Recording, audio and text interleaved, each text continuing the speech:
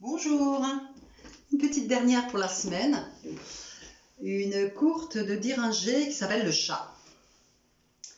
Ça y est, je suis foutue. Je me suis acheté un animal de compagnie. Je me suis acheté un chat. S'acheter un chat, mais autant se mettre une balle dans la tête. L'autre jour, il a explosé un pigeon. Je rentre, il y avait du sang et des plumes partout. Et c'est fini dans la salle de bain. Je vous dis pas l'état de la salle de bain et du pigeon. Il a laissé cette saloperie sur mon tapis rose.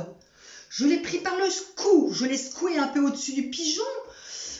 J'ai eu un haut le cœur, j'ai failli vomir. J'ai appelé le concierge et je lui ai dit « Monsieur Dacosta, je suis pas une chochotte, mais là je peux pas. » Il t'a ramassé ça, ni une ni deux, ça l'a pas gêné. Il m'a raconté à la campagne comment il jetait les petits chats contre le mur. Atroce! Une autre fois, il a vomi au milieu du couloir.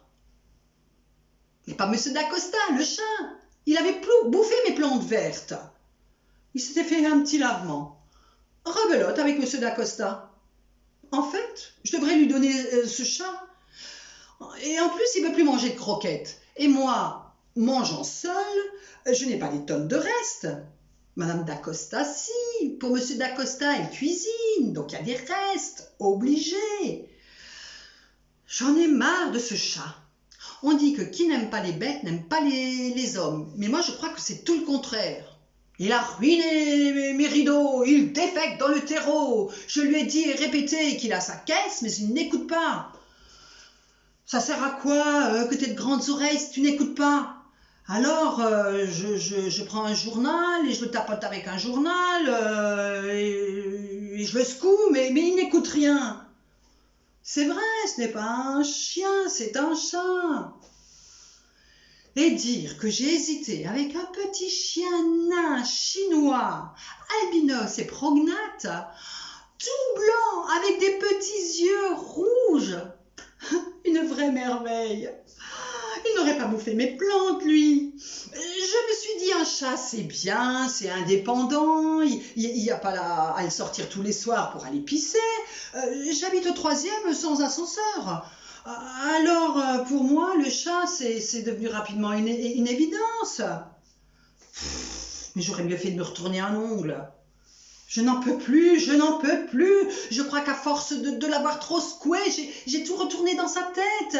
Il devient fou, il se croit en pleine jungle. Il fait ses griffes sur mon meuble espagnol. Quoi faire? Mais j'en ai tellement parlé à mes amis que c'est malin, plus personne n'en veut. Ulysse, il s'appelle Ulysse.